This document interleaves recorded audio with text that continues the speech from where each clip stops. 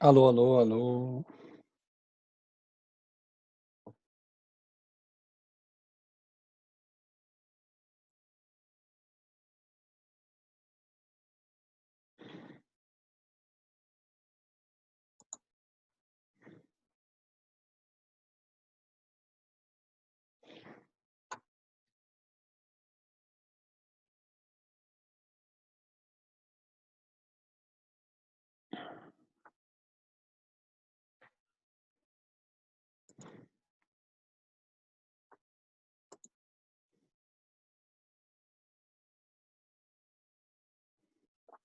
Alô, alô, alô.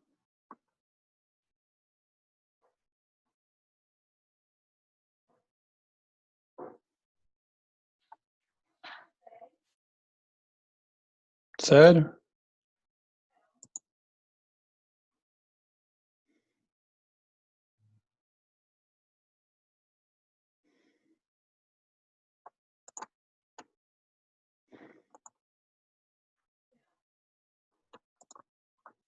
Mas então você entrou.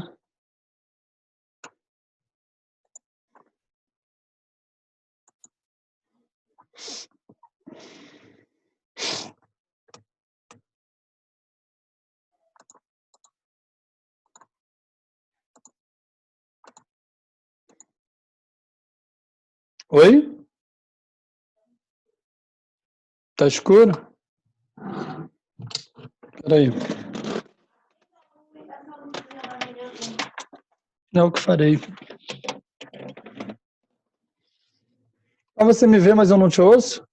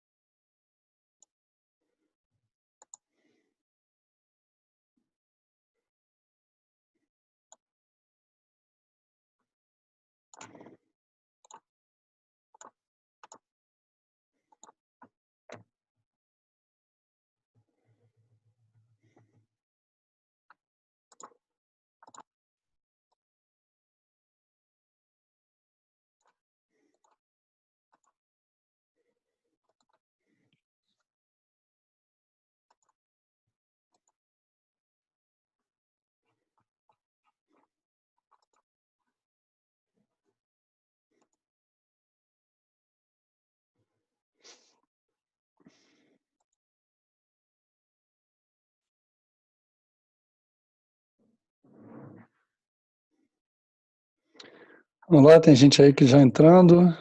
Vocês me escutam? Vamos lá, pode usar o chat. Bom dia, pessoal.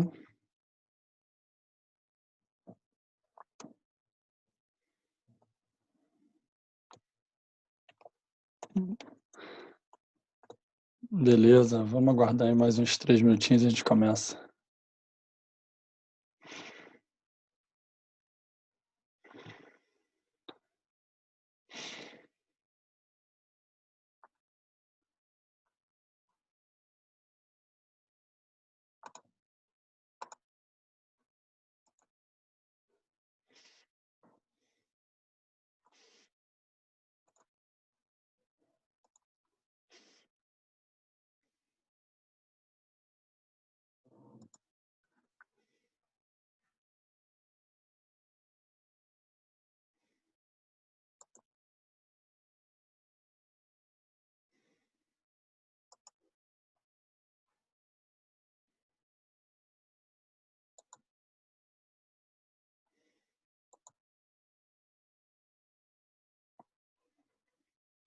Tivemos 49 inscritos, então vamos ver aqui, né, se o pessoal consegue entrar. Eu sei que para muita gente está ruim na hora do trabalho, né? Enfim, nem todo mundo consegue dar uma paradinha aí, mas achei melhor fazer esse horário do que depois de noite, que tem outros problemas, né? Vamos lá, o pessoal está entrando.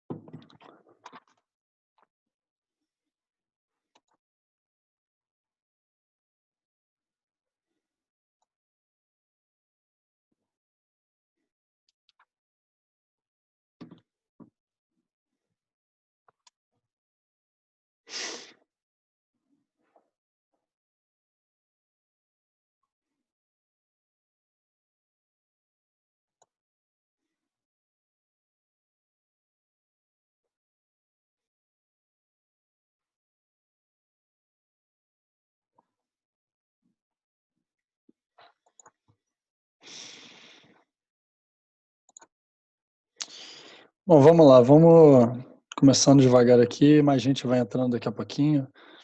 E, bom, é a primeira vez que eu estou usando esse sistema, fazendo aqui um webinar, né? Eu realmente, enfim, já falei em algumas palestras né, em alguns lugares, mas ainda não sou o cara das mídias sociais, enfim, do online, então estou acostumando aqui com algumas coisas.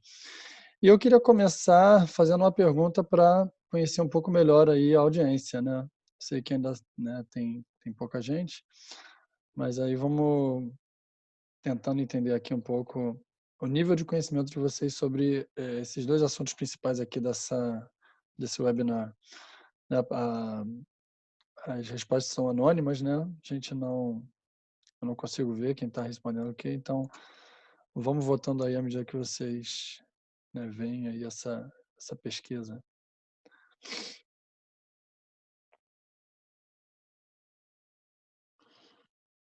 Vou deixar aberto mais um pouquinho.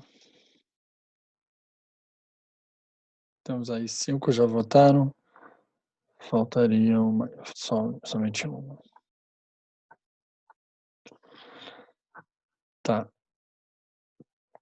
Bom, eu preparei aqui um material aqui para guiar nosso webinar. Material que não está no nível muito técnico, né? A gente vai falar de vários assuntos que são extremamente técnicos, mas eu tentei abstrair um pouco a complexidade e trazer um pouco mais de conceitos, tá? Então, até aqui a gente está uma audiência que não é, enfim, expert. Tá. Imagino que esse padrão aqui vai se repetir. Eu vou compartilhar aqui o resultado com vocês. Vocês conseguem ver aí o resultado até aqui da pesquisa, né? Então, temos aí que nível entre baixo e mediano, né? Para quem entrou agora, né, já tem mais 3 aí que entraram. Eu fiz aqui uma pesquisa rápida aqui com quem chegou no horário para entender aqui o nível da audiência. Imagino que esse padrão vai se repetir, né, só para mais ou menos me orientar aqui o quão técnico eu vou aqui em alguns assuntos, né? E a gente está aqui basicamente um público de nível entre baixo e mediano, né, nos assuntos petros e previdência privada. Ok. Vamos começando então.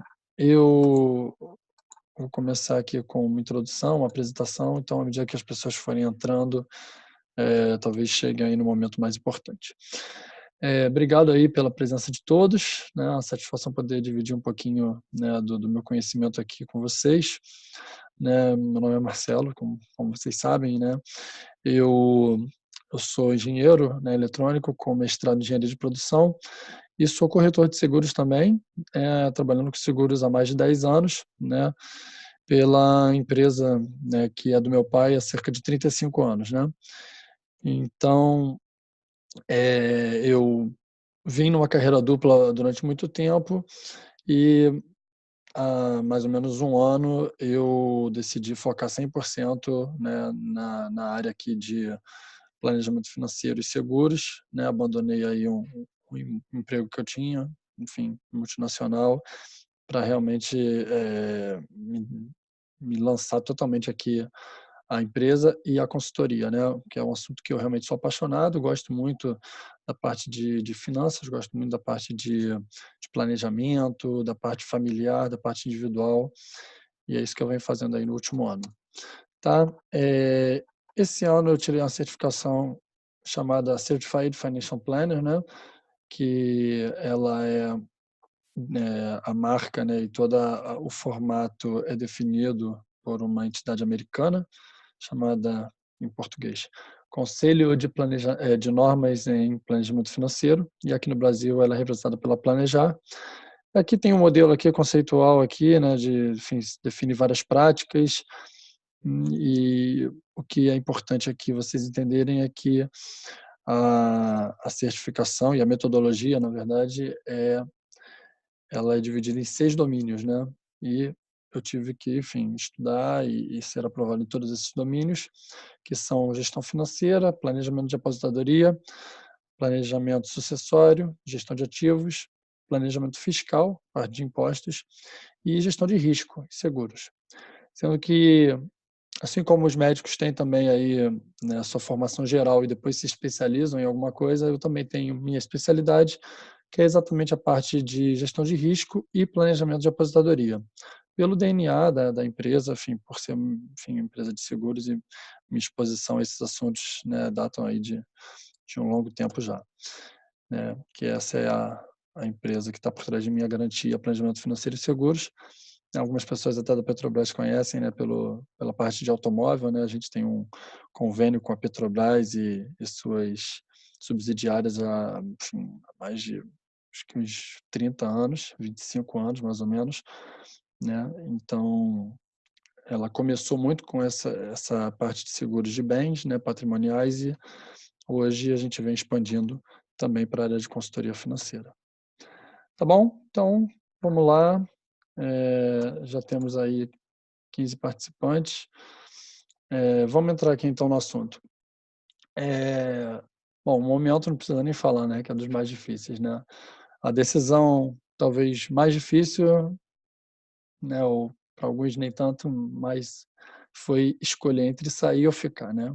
E acredito que aqui a maioria deve ter optado por sair, apesar de que já encontrei alguns aqui na audiência que optaram por ficar, né.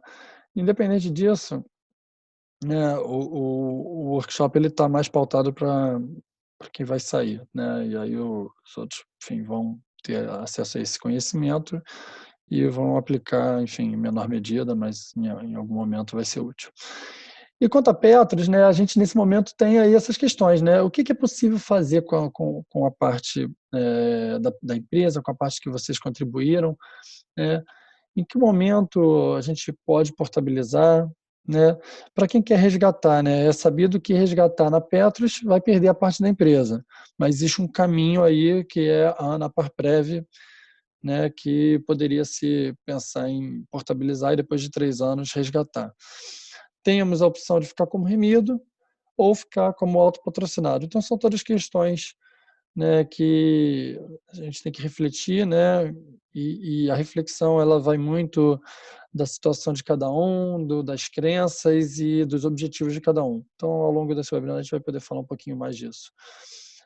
Temos aí uma verba indenizatória, né, que vai entrar aí um montante razoável, né, para alguns, enfim, claro que varia, né, quem está menos tempo ganha um pouco menos, quem está mais tempo ganha um pouco mais, mas todo mundo precisa refletir, né, como é que vai trabalhar esse dinheiro, ainda mais num momento como esse.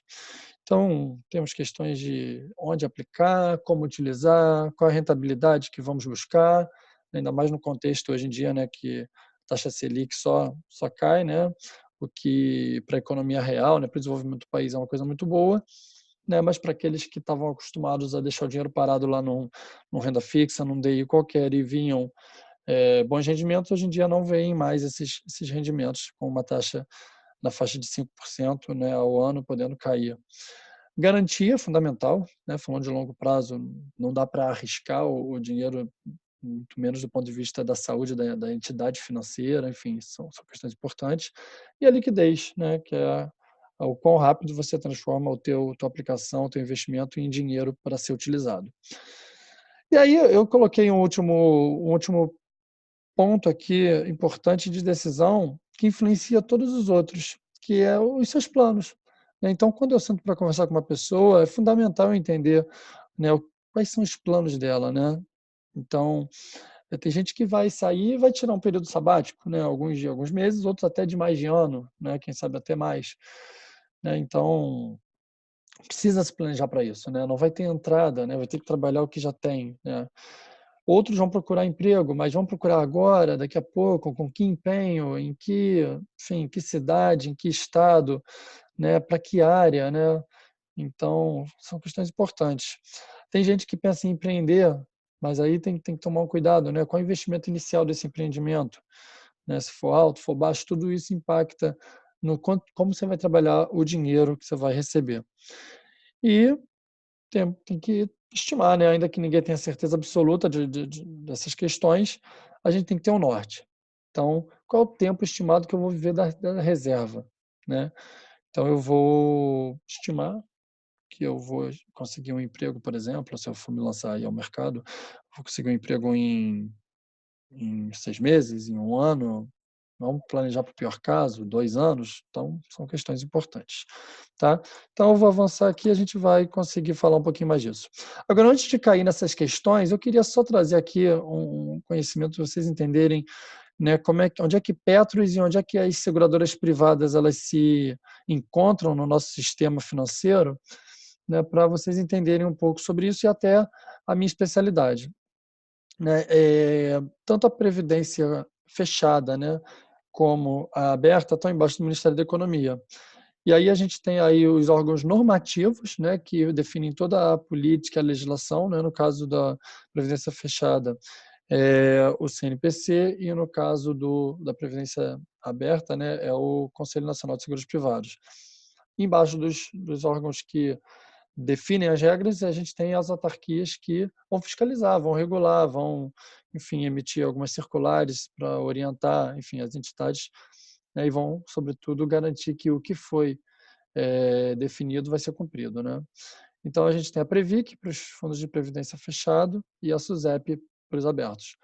E aí sim, embaixo da Previc, a gente tem aí os fundos de previdência fechado, como a Petros, e embaixo da SUSEP a gente tem as seguradoras, né, que são as entidades de previdência aberta, e também os corretores de seguro, né, que é onde eu como corretor de seguros, também me enquadro, né. Então, na minha formação de corretor de seguros e até, de certa forma, também no de planejador financeiro, a gente estuda muito essa parte de previdência aberta, estuda muito a parte de legislação, né, na previdência aberta, mas não entra muito em detalhes, assim, a fundo, na minúcia ali das partes de fundo de pensão, até porque são casos específicos, né, e existe aí parte do regulamento, o que pode, o que não pode, enfim, parte é legislação e parte é regulamento do plano, né, que é o regulamento da Petros, que é até bastante extenso. Eu conheço a Petros, principalmente por ser cônjuge de funcionário BR, né, então, eu já li várias vezes, enfim, estudei a fundo o regulamento da Petros, já liguei para a Petros, até junto com a minha esposa, vim algumas vezes, chat, tudo, para tirar dúvidas, então eu estou aqui, enfim, com esse olhar de um pesquisador, né, uma parte interessada também, obviamente, e vamos dividir. De repente vai ter coisa que eu vou aprender com vocês, enfim, a gente está nessa caminhada para esmiuçar a Petros aí e tomar as melhores decisões. Bom, vocês podem levantar a mão virtualmente aí no sisteminha, tá? E de vez em quando eu vou estar dando uma olhadinha se alguém tem alguma pergunta, mas de modo geral vamos avançar aqui e no final vai ter um espaço para perguntas e respostas. Bom, algumas características da Petros, né, nesse momento, né, a portabilidade é permitida para uma previdência aberta, mas tem aquelas restrições, né? Então, a parte da empresa, por exemplo, você não pode resgatar, né? Então tem que portabilizar e o pensamento vai ser em converter em renda. Então o resgate ele só é permitido em condições específicas, né? Como por exemplo o caso da Anaparprev, que também é um fundo fechado instituído, né? Como se fosse um fundo filho da Petros, né? A Petros é, enfim, a gestora última da Anaparprev, e existem aí rumores se vai mudar essa estruturação, enfim, também é um assunto do qual eu não sou especialista, tenho estudado um pouco, né, nesse momento, e eventualmente a gente vai poder trocar, enfim, conhecimento sobre isso. Saindo da empresa, pode permanecer na Petros, e aí tem outra escolha a fazer, se vai ficar como remido ou autopatrocinado, né? Certamente vocês já ouviram esse assunto, né? Enfim, mas estou ressaltando aqui que como remido, o montante ele segue rendendo, e vocês vão ter que pagar uma taxa mensal, né? Hoje, para toda a contribuição que vocês colocam na Petros e também a empresa coloca, tem uma retirada, né, um desconto de 4% do valor, né, que isso é o conceito de taxa de carregamento, a Petros chama de taxa de administração, né, que vai para custear custos do plano, né, não é, enfim, amplamente divulgado o que é feito com esse dinheiro, mas tem aí os benefícios de risco, né, então aposentadoria por invalidez, pensão por morte, tudo isso é, de certa forma, custeado também com essa parcela. E você pode fazer contribuição esporádica como remido, tá? E continuar com alguns benefícios de risco. Depois de assistido, né, ou seja, depois que você lá na frente transformar em renda, você ainda vai ter o pecúlio por morte. O autopatrocinado ele tem que contribuir mensalmente com o dobro do que contribuía na ativa, porque na ativa a parte que ele colocava, a BR colocava uma parte igual, e aqui você tem que colocar pelos dois. A taxa de carregamento se mantém, né, esses 4%, e os benefícios de risco são um pouco mais extensos, né, você continua com a pensão por morte ainda na fase de autopatrocinado, né, no remido, desculpa, o pecúlio, né, no caso do remido é só depois de assistido, aqui mantém-se o pecúlio, a pensão por morte, auxílio reclusão e auxílio doença, tá bom? Então, são algumas características que a gente vai, então, refletir. Eu vou direto aqui ao ponto que eu acho mais importante, tá? E depois a gente vai voltar em um daqueles pontos. O que me intriga muito, né, e eu realmente estudei isso a fundo dentro das ferramentas e do material que eu tinha disponível, né, é a diferença entre a renda resultante da conversão em renda na Petros e na média das seguradoras abertas, né?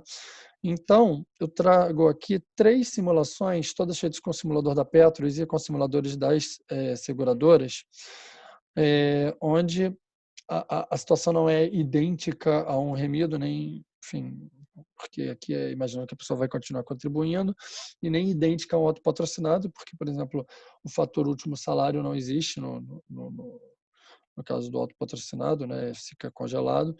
Mas, em geral, o grosso do valor da renda é resultante de um cálculo atuarial que considera o regulamento e alguns parâmetros, como, por exemplo, a taxa de mortalidade, né?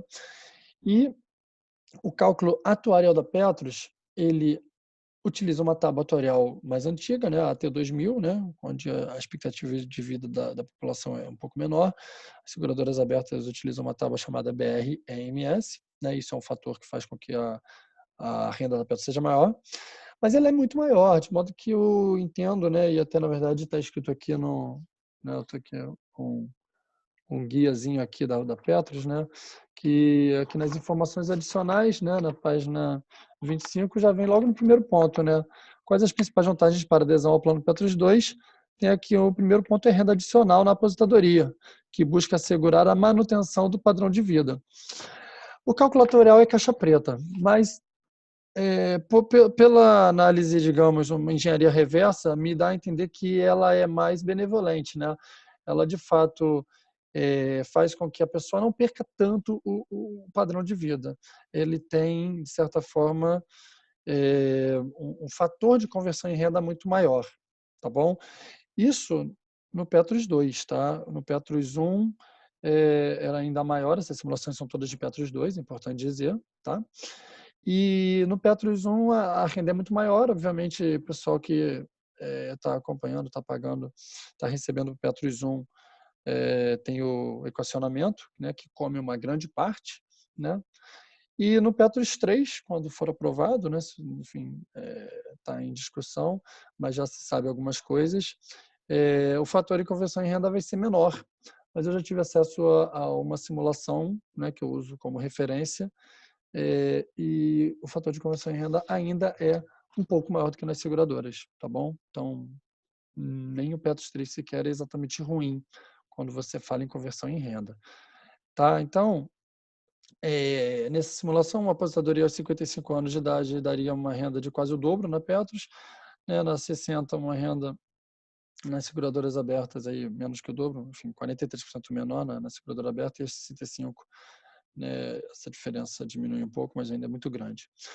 Existe uma questão importante que é o fator de atualização dessa renda, claro, né? Então, o que eu posso te dizer é que algumas seguradoras, elas atualizam a renda vitalícia só pelo IPCA e algumas elas também oferecem o chamado reversão dos resultados financeiros, do excedente financeiro.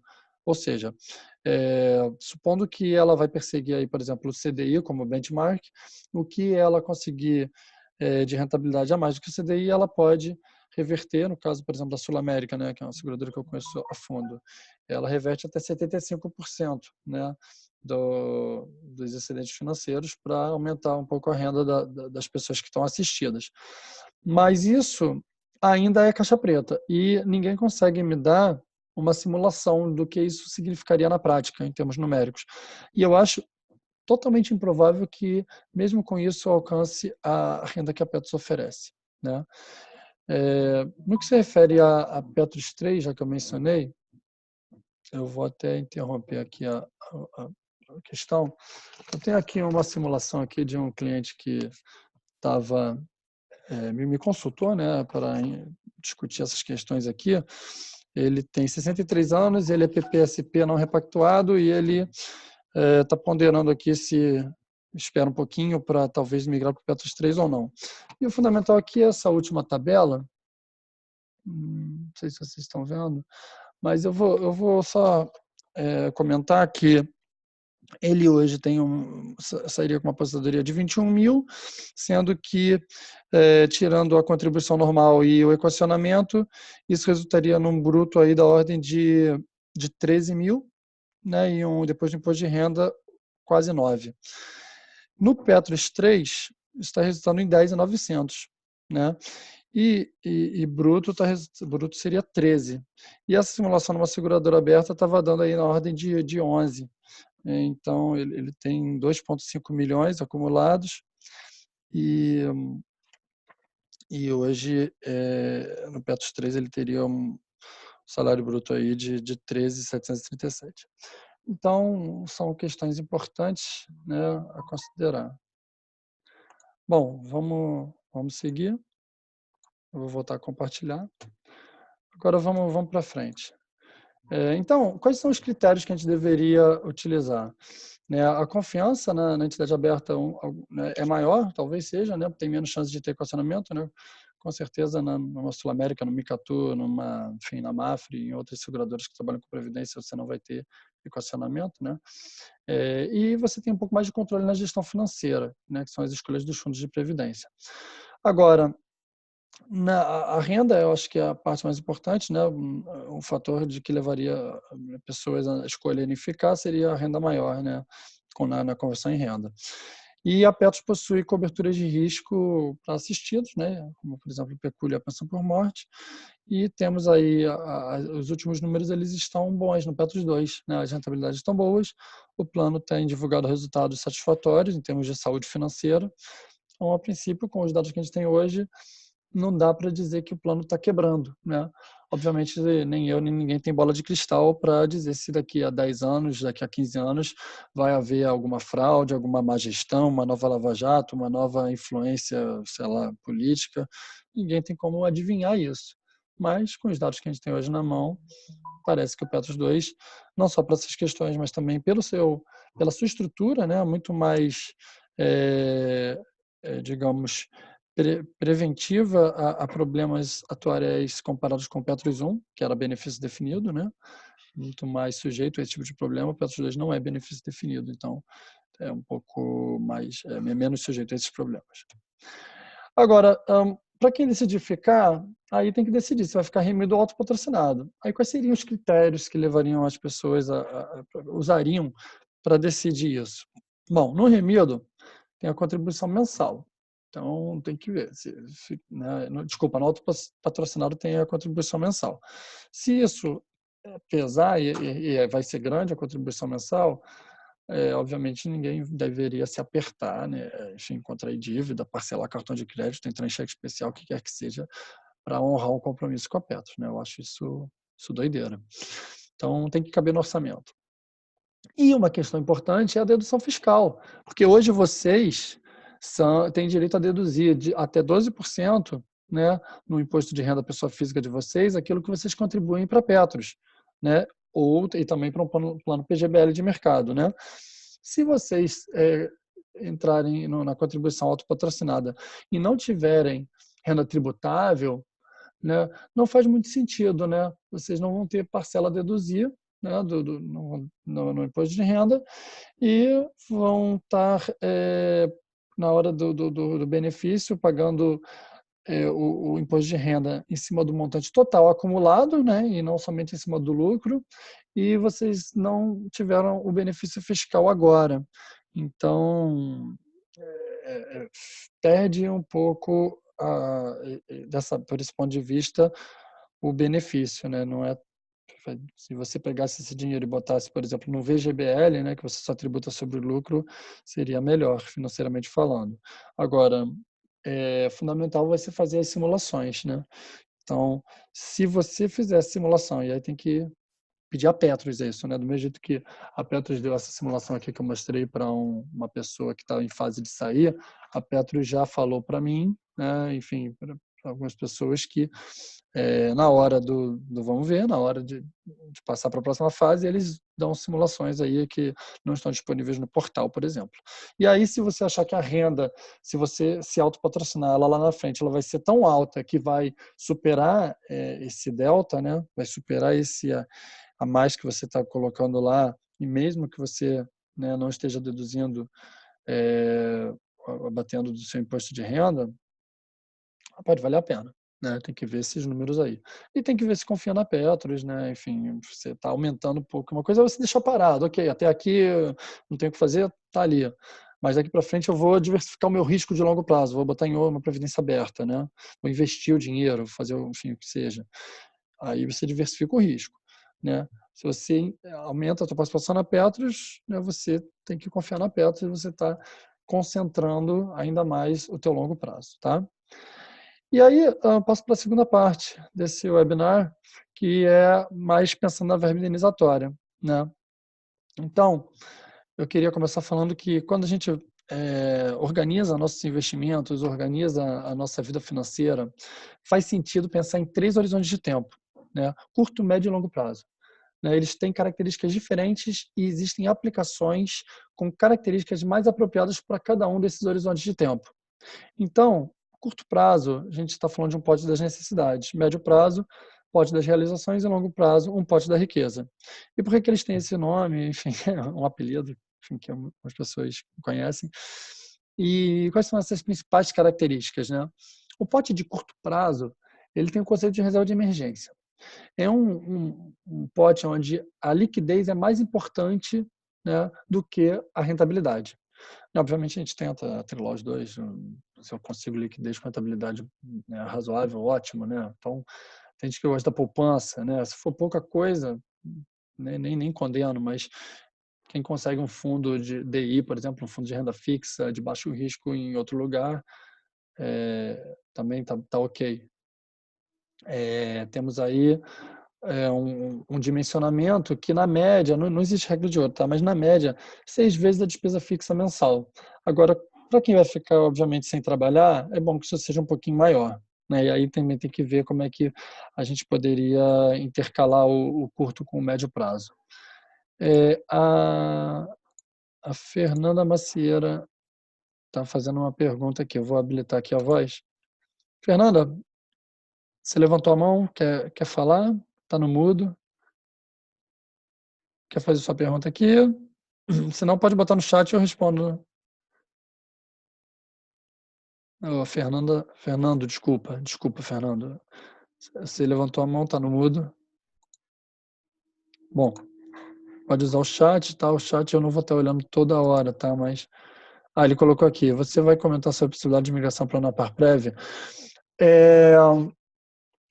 Então, eu não sou um especialista da Unapar Prévia, eu estudei um pouco o regulamento, tá? Eu participei enfim, eu fiz algumas perguntas a Petros. O que eu posso comentar sobre a Unapar Prévia é que você pode portabilizar para a Unapar Prévia e depois de 3 anos você pode pedir o resgate, tá? E no caso da Unapar Prévia hoje, ela tem uma rentabilidade um pouco menor do que a Petros, tá? E você tem uma taxa a pagar, enfim, também, mas pode ser possível.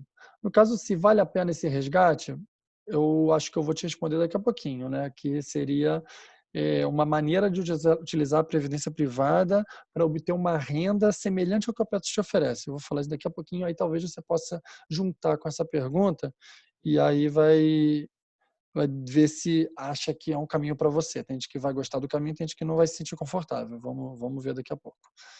Vamos avançar aqui. Bom, no médio prazo, a gente já está falando de um pote das realizações. A gente está falando de um horizonte maior, né? Você pode eventualmente até deixar o teu dinheiro preso, né? Para algumas aplicações que deixam o dinheiro inacessível por 6 meses, 1 ano, 2 anos. Né? Tem gente que gosta, por exemplo, de LCA, COI, tem alguns tesouro direto, né? Que por vezes prendem o dinheiro e você pode se dar o luxo disso no médio prazo. Porque normalmente ele está associado a algum objetivo. Então, estou falando de trocar o carro, estou falando de fazer uma baita viagem com a família, enfim, um imóvel.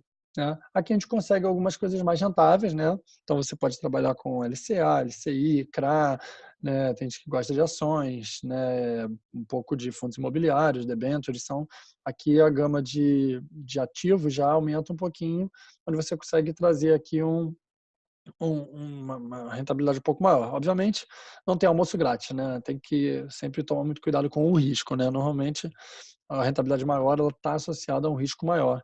Obviamente, a gente tenta o melhor custo-benefício nesse sentido, né? A relação risco sobre retorno é um índice, inclusive, que eu utilizo muito quando eu faço uma análise de ativos. A gente pode comentar isso depois, em particular, mas enfim.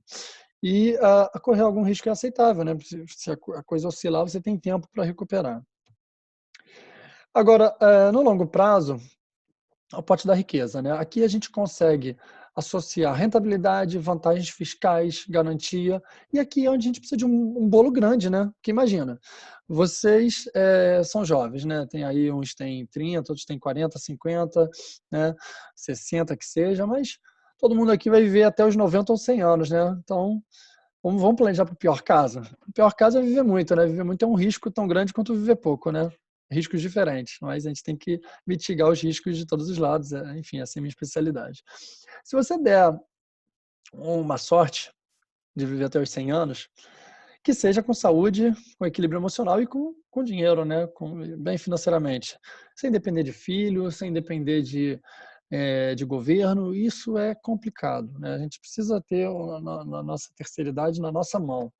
E aí, a gente normalmente aqui consegue as melhores rentabilidades em fundos de previdência. né? E eu vou mostrar por quê. E tem vantagens fiscais que fazem muita diferença. Também vou mostrar por quê.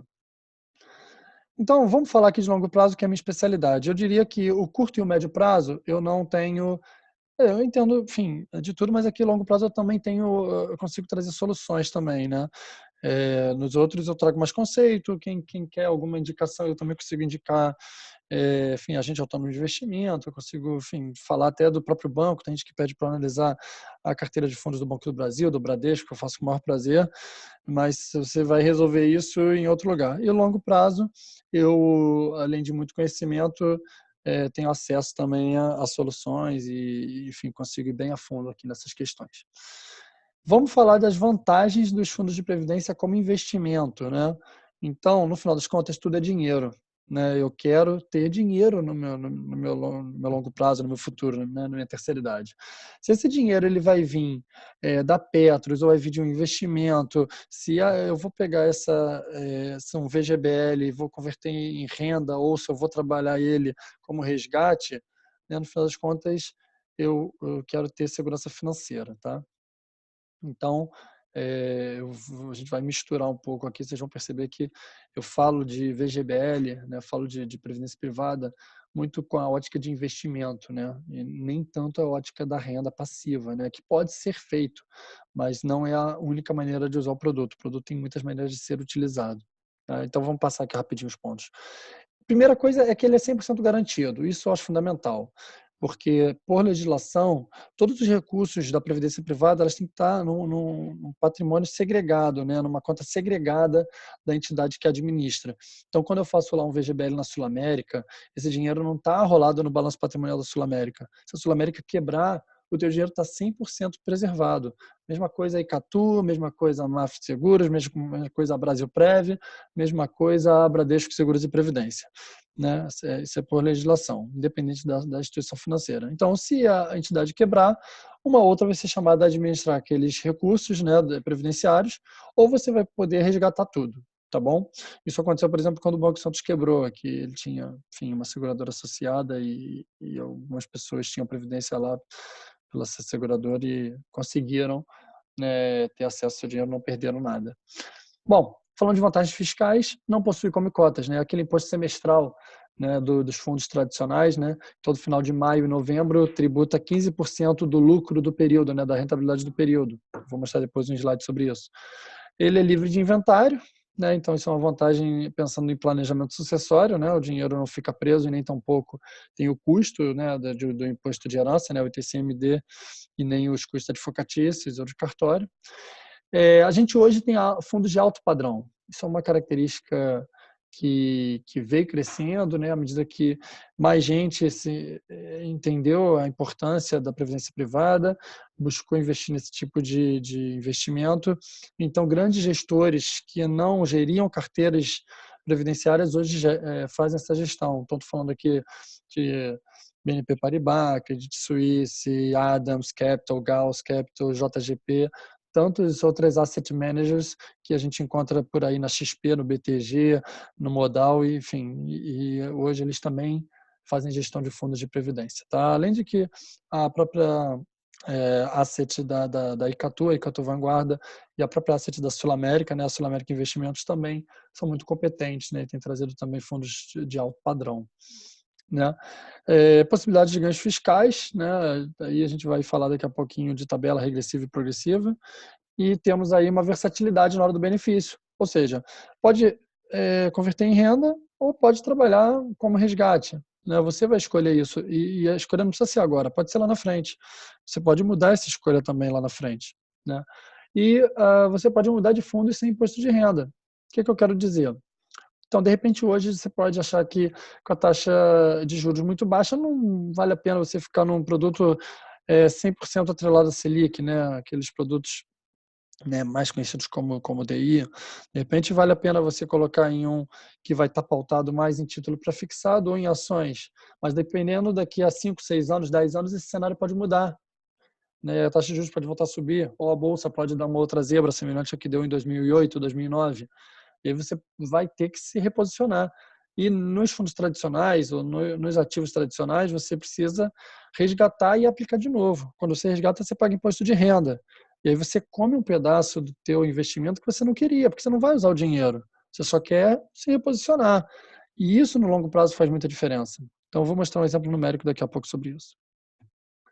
Bom, falar de come cotas aqui rapidinho, né? Que nem todo mundo conhece, mas aqui nesse gráfico eu estou mostrando aqui a diferença entre um fundo tradicional e um fundo VGBL, né? Que é um fundo de previdência na modalidade VGBL. O cenário é idêntico para os dois, o ponto de partida. São 300 mil investidos e vai deixar paradinho lá, tá? Não tem aportes mensais. Eu vou deixar parado por 10 anos, a mesma taxa de juros dos dois, 8% ao ano. Tá? O que acontece ao longo do tempo? Como no fundo tradicional, a cada 6 meses, a gente tem o Come Cotas, né, o imposto semestral, você retira do teu investimento uma parte do seu ganho, né, do seu lucro, prematuramente. Né? Se você ficar 1 ano, 2 ou 3, isso não faz tanta diferença. Se você vai ficar 10 anos, aí já faz diferença. Então, isso é exponencial, é o efeito bola de neve, né? Porque são juros compostos. Quanto mais tempo você mantiver o teu dinheiro aplicado inteiramente, você, no final das contas, tem uma grande diferença, porque, enfim, é os juros sobre juros.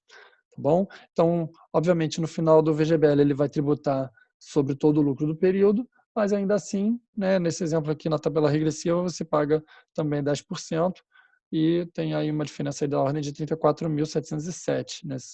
Agora, eu falei, é exponencial. O que acontece se isso aqui forem 20 anos? Essa boca aqui vai se aumentar, né? Eu não estou trazendo o gráfico, mas eu estou trazendo a conta. O que era uma diferença de 34 mil, se for 20 anos, a diferença é de 174 mil. É muita diferença, né? Claro que são 20 anos, né? Enfim, mas ainda assim, né, quem está aí com seus 30, 40, 50, 60 anos, que seja até, enfim, 70, 20 anos ainda é uma idade, enfim, um tempo, né? Quem entende que não vai chegar ao final da vida a zero, né, imagino que não seja da vontade de ninguém chegar no final da vida a zero, a gente sempre vai ter alguma coisa aplicada, então por que não que seja uma parte importante disso no fundo previdenciário. Bom, agora eu vou falar daquele efeito que eu falei de reaplicação, né? Vamos supor que você hoje está no ativo A e você quer migrar para o ativo B, tá bom? Eu vou trazer também 300 mil, tá? Dessa vez eu vou trazer aqui o seguinte cenário, eu vou manter ele num ativo de renda fixa por 5 anos. E vou manter também essa simulação com uma taxa de juros média de 8% ao ano. Então, uma taxa alta, né, considerando a Selic atual, né, mas que algumas pessoas ainda conseguem trazer, tem alguns fundos que conseguem dar isso, enfim, vamos trabalhar com isso. Agora, isso é média, tá? Então, o que eu quero mostrar? Daqui a 5 anos, né, você quer trocar de investimento, porque o cenário mudou. Enfim, de repente você quer essa taxa de juros caiu mais ainda. De repente o Brasil vai estar com taxa, hoje é 5, de repente daqui a 5 anos vai estar 3. Sei lá, você entende que você está perdendo dinheiro. De repente a média se mantém 8, mas porque antes foi 10, foi 11, foi 8, e agora está 7, está 6, está 5. Enfim, a média é 8 aqui para facilitar a conta, tá?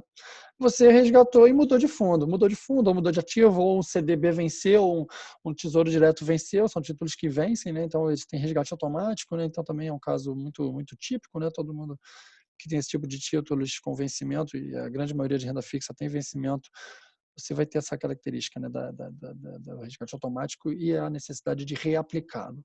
Aí você reaplica. Vamos falar que você vai reaplicar por mais 5 anos, também conseguindo 8% de média. Né? Aí quanto é que isso vai virar? 587 mil líquido, tá bom? Já descontando imposto de renda. Agora, e se isso aqui fosse feito com VGBL? Aí você teria um resultado muito melhor, porque você troca de ativo, você troca de fundo de previdência na mesma entidade ou mudando de entidade, né? Ou seja, dentro dos fundos que a Sul América oferece, que a Icatu oferece, que a Mafra oferece, porque a Seguros Unimed oferece, ou indo para uma outra entidade, da Sul América para a Unimed Seguros, para a Mão Geral, para o que seja, você mantém isso tudo. Então, nesse exemplo aqui, simplesmente por eu não ter pago o imposto de renda no meio do caminho, nesse reposicionamento, eu tenho uma diferença aí da ordem de R$ 25.800. Entenderam? Por isso que é uma outra característica vantajosa. Bom, agora vamos falar de um caso mais específico, um caso de tabela progressiva, né? Que quem não paga, quem paga pouco no ajuste anual também está isento, né? Então aqui eu estou trazendo aqui um exemplo de 300 mil, investido a uma taxa de juros de 7% ao ano, que dá 140% do CDI.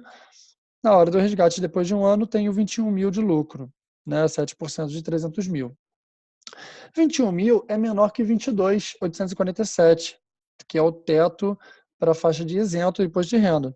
Então, aqui, se eu quiser resgatar inteiramente o meu VGBL, eu vou estar isento de imposto de renda, né, porque ele está na tabela progressiva.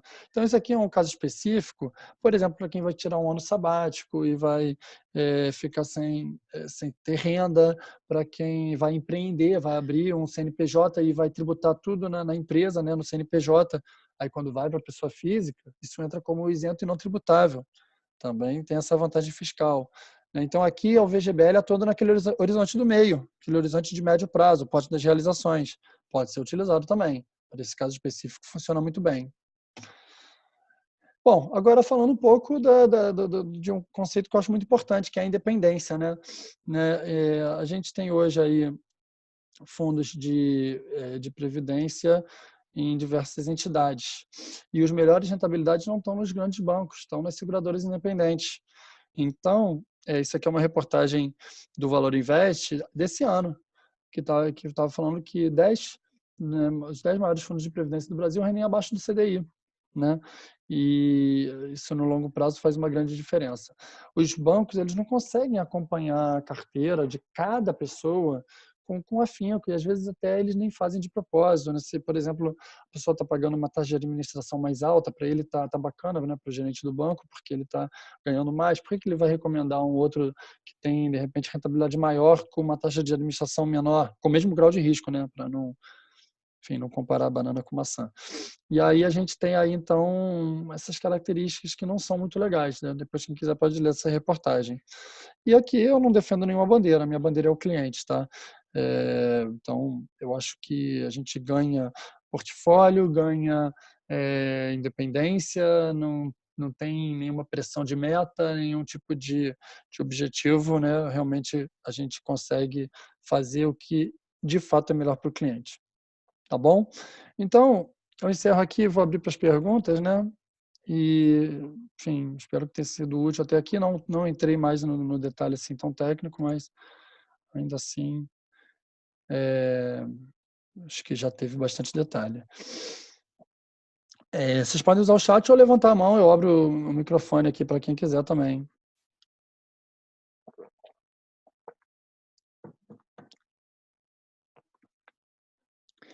O que eu acho importante é que não existe regra de ouro, tá? Eu trouxe conceitos, mas o que for melhor para cada um tem que ser considerado. Eu trouxe aqueles critérios, né, que são importantes de serem analisados no momento da decisão.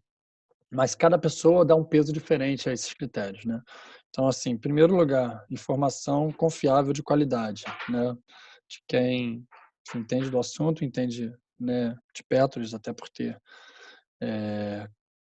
esposa, né, Petros enfim, na família. Então, é importante, sendo bem honesto, financeiramente falando, com os dados que a gente tem hoje, portabilizar Petros não me parece interessante.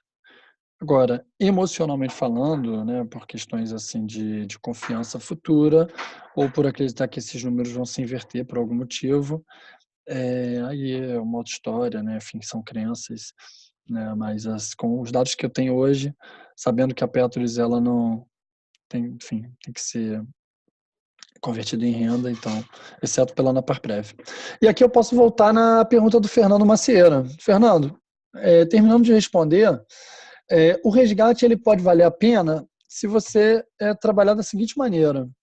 Se você entende que a previdência privada aberta ela não precisa ser convertida em renda, você pode fazer resgate, né? A cada 60 dias você pode pedir um resgate na seguradora, tá? Então, você pode pedir resgate a cada 2 meses, ou você pode pedir um resgate uma vez por ano e botar esse dinheiro para outro lugar e trabalhar, né? E trabalhar ele em ativos de curto e médio prazo. E você pode, de repente, também até ter duas previdências, né? E vai intercalando, todo mês você retira de uma, também funciona.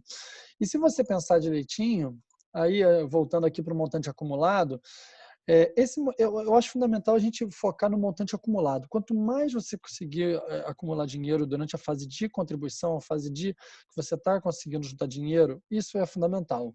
E aí, se você chegar a constituir, por exemplo, 2 milhões lá no fundo de previdência, na Icatu, na MAF, na Sul-América, onde seja, na mão geral, você, trabalhando sobre resgate, você consegue uma renda maior do que a da Petros, eventualmente. Porque eu estou falando aqui, por exemplo, de 0,5% ao ano, eu consigo trazer em muitos lugares 0,5% ao ano ainda, 0,5% ao mês, desculpa. Então, se pegar aqui 2.119.376 vezes 0,005, você tem aí 10.596. Então, vou repetir. Estou dizendo que eu acumulei os mesmos 2 milhões, tá, em outro lugar, não na Petros. Esses 2.119.000, e eu vou trabalhar isso aí, eu vou resgatar só os juros desse negócio.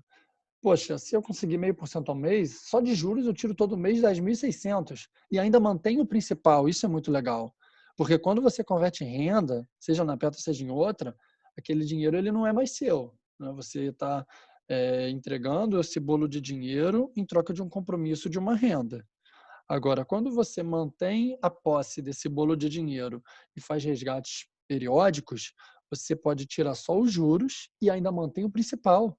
Mantém o principal para alguns projetos, para compra, ou mesmo para deixar para os herdeiros, né, para a sucessão. Então, eu hoje recomendo todo mundo que tem uma previdência aberta a ter esse olhar do investimento. É claro que existem situações específicas que pode ser desconfortável olhar para um fundo de previdência dessa maneira, né? Poxa, e se eu, sei lá, contrair um Alzheimer, perder minha capacidade de pensamento, né, de gerir dinheiro, ou mesmo tem gente que não tem saco, né? Eu vou falar, não quero me estressar com nada, quero ver um dinheiro pingando na conta todo mês e que se dane se eu vou ganhar mais ou menos. Aí são outros critérios. Aí, ok, converte em renda, vai cumprir o objetivo, vai ter um dinheiro pingando todo mês na conta. E se você tiver uma disfunção por doença, né, alguma coisa que comprometa a tua capacidade, enfim, lógica, racional, você não vai ter estresse que vai pingar o dinheiro na conta. Mas eu acho um caso muito específico. De modo geral, recomendo manter-se em posse dos recursos e fazendo resgates periódicos. Respondi, Fernando? Olha, eu poderia migrar do PP2 direto para um VGBL ou teria que fazer a transação via na Parprev? Teria que fazer via na Parprev. Vai comentar sobre renda vitalícia e renda por prazo indeterminado no PETS 2, risco e vantagem de cada opção. Essa é uma pergunta interessante, tá? Eu tive interesse em buscar detalhes desse assunto, do ponto de vista interessado pela minha esposa e, enfim, curioso, pesquisador que sou. E a verdade é que as informações são um pouquinho difusas, né? O que se sabe? A renda vitalícia ela vai ser atualizada pelo IPCA. E a renda por prazo indeterminado, ela vai ser atualizada de acordo com os resultados da rentabilidade da sua reserva. Sua reserva ela vai, digamos, permanecer individualizada, né? E, no caso, se render muito bem o fundo e você, de repente, eles consideram um cálculo atuarial de todo mundo, né, que é envolvido na tua aposentadoria, né? Ou seja, cônjuge e, eventualmente, enfim, menores de 21 anos. Só um minutinho.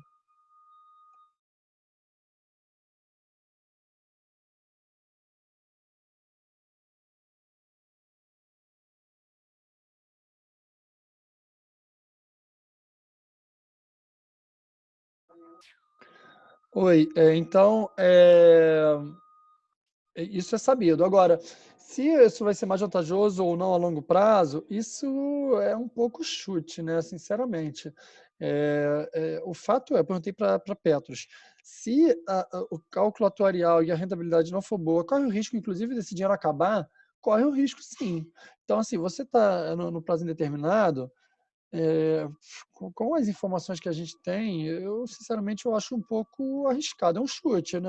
Claro que a gente pode trazer, tentar buscar mais informação, cavar, perguntar e tem que se inteirar um pouco mais para ver se dá para fazer um chute ponderado aí, né? Enfim, mas ou você vai ter ao longo prazo uma evolução da tua renda melhor que o IPCA, aí você vai ficar feliz, foi melhor que a renda vitalícia, ou você vai ter uma renda menor, ou ele corre o risco de acabar. Aí, de repente, se acabar, imagina você com 90 anos, acabou o dinheiro e você, pô, tem mais 10 de vida, vive até 100. Pô, como é que você faz de 90 a 100 anos?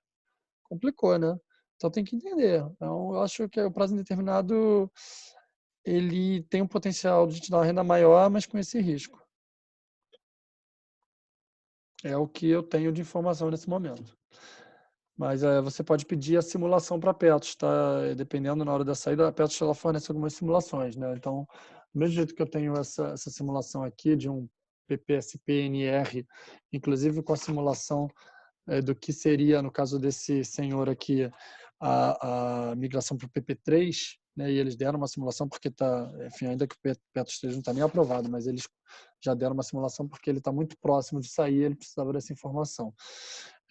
Então não tem comprometimento, mas tem uma simulação. Então é fundamental vocês pedirem simulações. Isso é que vai ditar a regra. E eu me coloco à disposição de analisar essas situações com você. Ou seja, pedir simulação para Petros, seja de a situação do remido convertendo em renda daqui a 20 anos, a situação do autopatrocinado convertendo em renda daqui a 10, enfim, 5, 10 anos, a simulação da migração, do Anaparprev, enfim. Eu recomendo que peça simulações e aí, com essa simulação, pode me consultar e eu terei o maior prazer em fazer uma análise em conjunto com vocês, uma análise sincera, né? Como vocês já viram, eu busco realmente a total sinceridade, né? Eu trabalho com previdência, enfim, obviamente, sou remunerado pelas entidades que eu represento, de modo que eu tenho todo interesse em quem desse tipo portar, que vocês portabilizem para uma das seguradoras com que eu trabalho, né? Mas fundamental não forçar a barra, fundamental não vou nunca falar que a Petros é uma porcaria, que a Petros vai quebrar, que tem que portabilizar. Não sei se tem gerentes de banco falando coisas como essa, né? Banco do Brasil, Caixa Econômica, não, né? Enfim, até representantes individualizados de algumas seguradoras forçando uma barra para portar. O importante é fazer a coisa bem consciente, tá? Então não jamais vou trazer uma recomendação que vai ser ruim para você, porque para mim primeiro vem o interesse do cliente, depois vem o meu interesse. Então é assim que eu trabalho. Mais perguntas? Vocês têm meus contatos, tá? Meu celular aí, né? 96403742. Meu e-mail meu profissional, marcelo@garantiaseg.com.br. Meu LinkedIn. E, enfim, é uma satisfação conversar aí com vocês à medida que a coisa se concretiza, né? Vocês, enfim, a data de saída chega, né? A verba indenizatória chega. Vamos trabalhar para que vocês diversifiquem esse longo prazo e consigam realmente a melhor rentabilidade, com segurança, com garantia, com flexibilidade, para garantir uma terceira idade bem tranquila para todo mundo. E até mesmo o médio prazo dá para trabalhar também de uma maneira bem interessante também. Tá bom? Bom, então vou encerrar aqui. Obrigado pela participação de todos. Tá bom? Tem meus contatos e a gente deve também disponibilizar esse webinar também no YouTube depois, para quem quiser ver depois ou compartilhar com os amigos. Obrigado, pessoal.